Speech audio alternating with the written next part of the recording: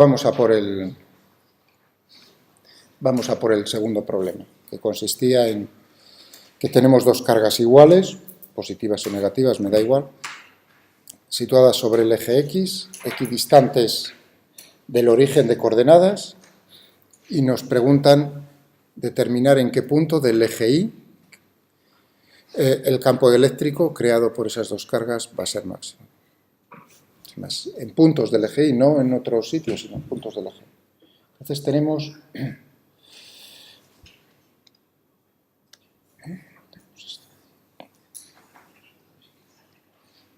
Hay que recordar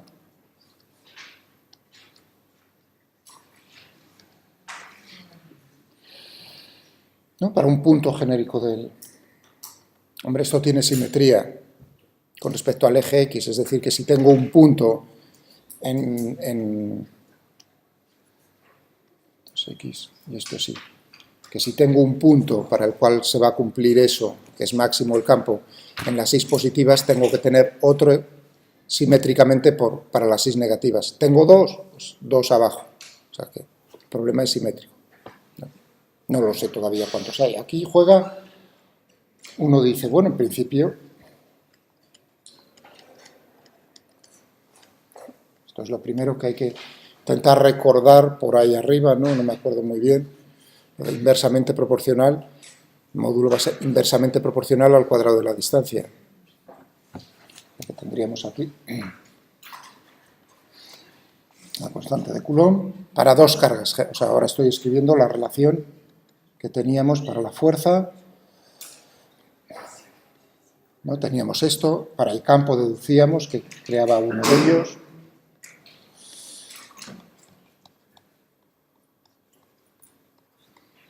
¿No? Teníamos aquí esta expresión.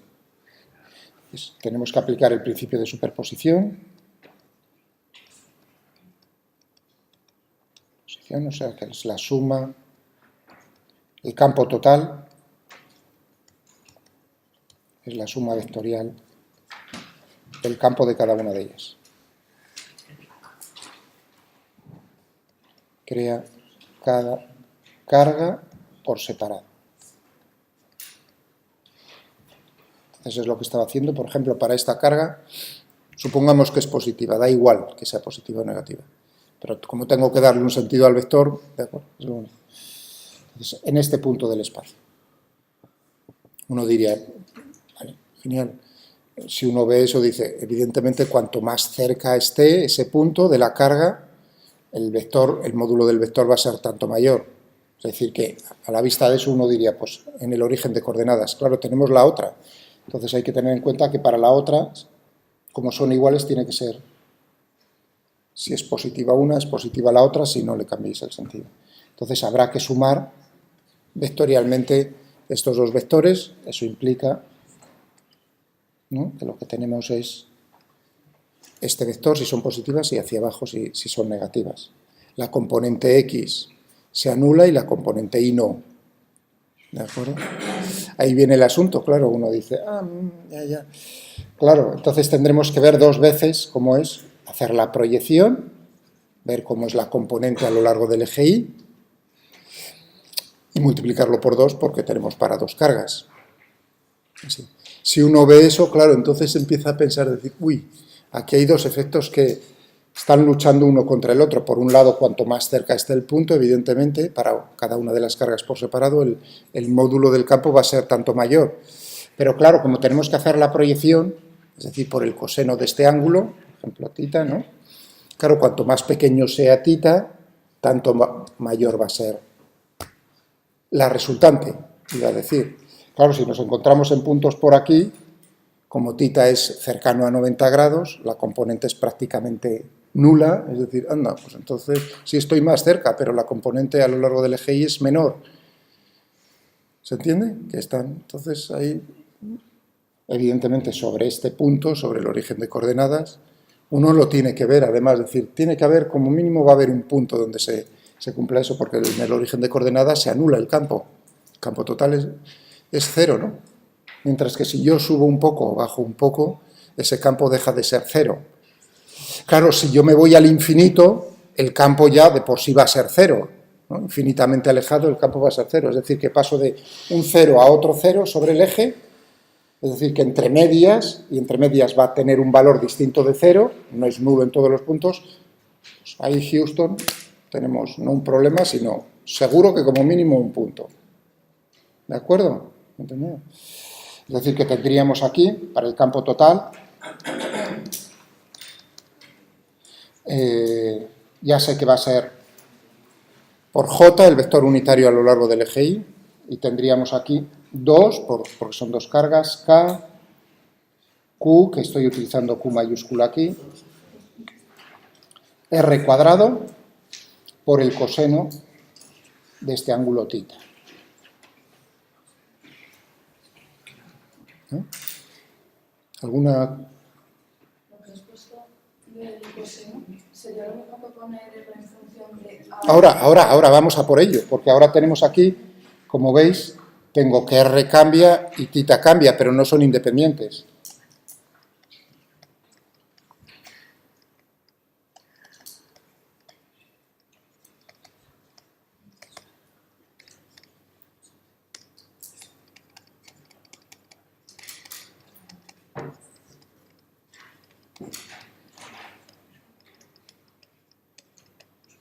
Vamos, podemos poner aquí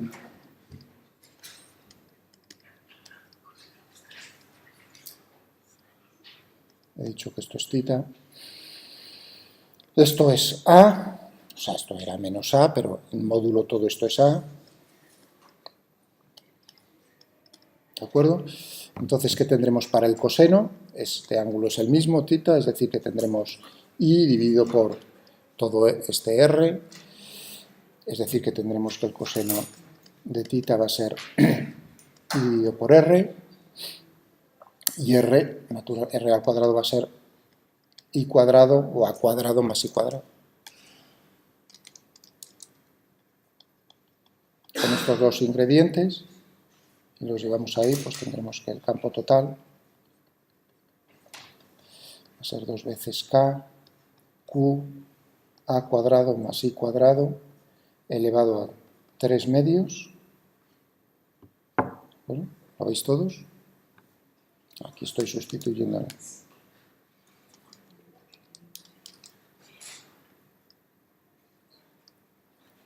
Esto es decir, que tendríamos aquí por... perdón, por el I aquí en el...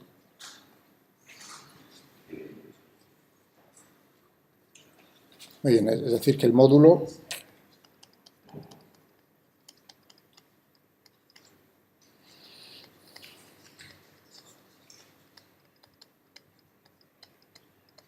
depende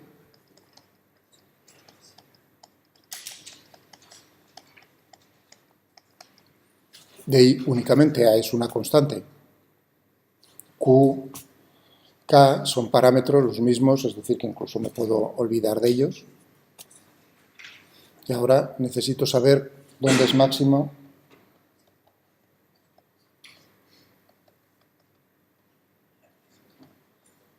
esta función.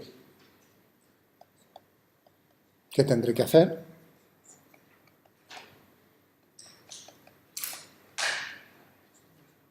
Derivar es una función como cualquier función, de una variable. Igualar a 0, esto es una ecuación, y de aquí sacamos el I, para el cual el campo es máximo. ¿No? Como lo tengo hecho ya, sí. No sé R y independiente si derivas en función de las dos variables que definirías el máximo en función de R y O, estaría mal. No, tendrías que aplicar la regla de la cadena. Es decir, en la expresión, si yo dejo en la expresión, o sea, me aparece I y dejo R, pero como no son independientes, o bien R es en función de I o I es en función de R, al derivar es respecto a un parámetro, no dos. No es una función de dos variables independientes, sino es una función de una única variable independiente. No son dos independientes, ¿entendéis? Por lo tanto, me da igual ponerlo, tendría que aplicar en R función de y, la regla de la cadena, a la hora de derivar la derivada de y con respecto, la derivada de y con respecto a y, igualar a 0 para que me dé la ecuación, es decir, eso te da igual.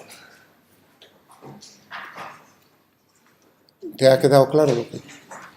Entonces tenemos aquí esto, ¿no? Esto lo tenéis aquí, el archivo ya en lo que es el campo, pero he decidido, bueno, como hemos hablado del campo, la ley de Coulomb, el campo electrostático tantas veces, pues a mí me da igual. El archivo es el 2, si no me equivoco.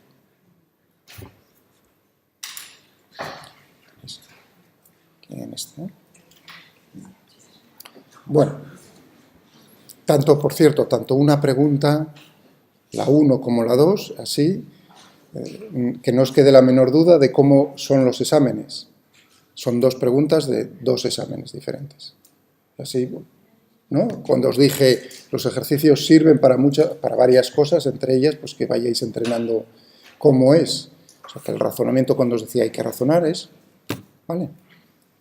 Bueno, pues entonces tenemos esto, aquí es la explicación, lo tenéis ahora ya, es un momento ver cómo lo está escribiendo en matemática, como ya hemos jugado un poquitín, espero que, pero aún así lo he hecho yo en la pantalla para que no sea muy, todo es lo mismo que aquí donde pongo el campo eléctrico de ambos, pues estoy considerando que K y Q es 1, porque a la hora de ver el máximo me da igual. Lo más interesante, hago ahí la representación gráfica, ¿no? Aquí puedo variar, fijaos para qué punto. Tenéis en gris el campo que crea cada una de ellas. En azul, la suma vectorial de ambos. Aquí, por supuesto, no se ve nada en azul, nada más que un punto. En gris sí se ve que son. Entonces uno está viendo, anda, dice, ahí aparece el campo total, en azul. Claro, en gris se va haciendo más pequeño, pero en azul va creciendo. Va creciendo, según me voy alejando, va creciendo, va creciendo, va creciendo, va creciendo, y va creciendo, y ahí llega un momento en que ya, como veis, ¿no? A simple vista, cómo empieza a decrecer otra vez, decrece. Crece, decrece. Es decir, que ahí tenemos un punto para el cual es máximo. Todavía más, o sea, eso es decir, bueno, ¿y por dónde se encontrará un poco? Sumemos los dos campos, veamos el módulo, lo tenemos aquí en esta gráfica, frente, está todo, esta representación está normalizada. En el eje horizontal comparamos la posición Y frente a, y aquí pues el módulo del campo total dividido por KQ dividido por A cuadrado. Como veis, es tanto adimensional, se hace muchísimo en física. Es una representación en la cual hemos hecho adimensionales tanto un eje como el otro. Porque si no, uno tendría que cambiar Q, pero la forma de la función es la misma. Esto se hace muchísimo. Esto es adimensional y esto, como veis en el denominador, tiene unidades del campo eléctrico, el numerador lo mismo, por lo tanto también es adimensional. Y aquí pues uno dice, más o menos el máximo, pues encontrará aquí, esto es 0,8, pues quizás un poco antes de 0,8. ¿No? Claramente se percibe. Y ahora pues viene el asunto de ver dónde se encuentra el máximo. Aquí lo hago, es decir, que ahí tenéis que terminar a hacer la derivada a mano, que me la está haciendo la máquina ahí. O bien, si uno dice, si lo hubiésemos hecho con el ordenador, lo podéis hacer así, o haber buscado con otra función find maximum, o una cosa de esas, que os da la posición. Bueno, aquí derivo. Esto es como igualar a 0, todo esto. Está hallando aquí en Sol, igual a 0. La derivada total es esta. Le digo que me lo busque para ahí, y claro, tiene que ser simétrico, me tiene que dar 2 en A dividido por raíz de 2, y menos. Esas son las posiciones en las cuales, por arriba y por abajo, tenemos que el campo es máximo. Si buscamos el valor numérico, pues menos 0,7. ¿Alguna pregunta?